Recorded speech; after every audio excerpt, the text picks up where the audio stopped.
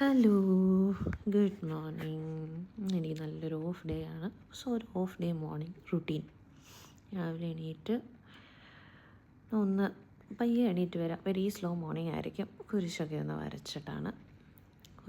വരച്ച് രാവിലെ first time ആദ്യം എണീറ്റ് കഴിഞ്ഞാൽ ബെഡ്ഷീറ്റൊക്കെ ഒന്ന് വിരിച്ച് വൃത്തിയാക്കി കംഫർട്ടറെല്ലാം ഒന്ന് മടക്കി വെച്ച് എന്നിട്ടാണ് ഞാൻ നേരെ പോയി ഫ്രഷാവും.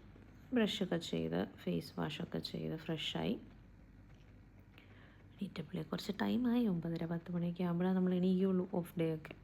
ഞാൻ നേരെ ഫസ്റ്റ് ഞാൻ ചെയ്യുന്നൊരു ഐസ് ഫേഷ്യലാണ്. എനിക്കത് ഭയങ്കര ഇഷ്ടമാണ്. ഭയങ്കര കൂളിംഗ് ആണ്. ഈ മൈഗ്രെയിനൊക്കെ ഉള്ളതുകൊണ്ട് ഞാൻ എപ്പോഴും എൻ്റെ കയ്യിൽ ഇതുണ്ടാവും.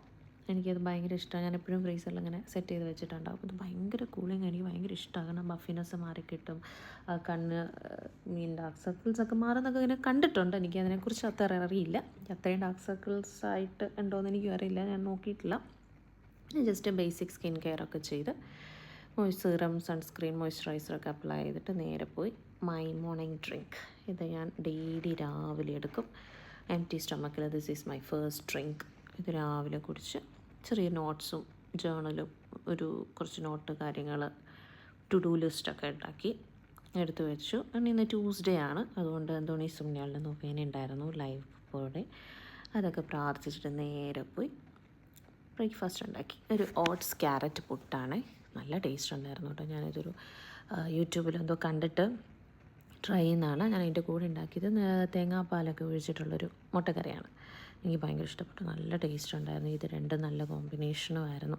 ക്യാരറ്റൊക്കെ ഉള്ളതുകൊണ്ട് ചെറിയൊരു സ്വീറ്റ്നെസ് ഒക്കെ ഉണ്ടാവുമല്ലോ. അത് വെന്ത് വരുമ്പോഴത്തേനും പെട്ടെന്ന് കാലൊന്ന് പൊള്ളിപ്പോയി. നല്ല ചൂടുണ്ടായിരുന്നു. ചൂടോടെയാണ് കഴിക്കുന്നത്. അപ്പം വീട്ടിലോട്ടൊക്കെ ഫോൺ ചെയ്ത് ഇന്നത്തെ വിശേഷങ്ങളൊക്കെ പറഞ്ഞ് നാട്ടിൽ ഓൾമോസ്റ്റ് ടൈം ആയല്ലോ. ഇവിടത്തേക്കാൾ ഒരു 1.5 മണിക്കൂർ മുമ്പോട്ടാണല്ലോ.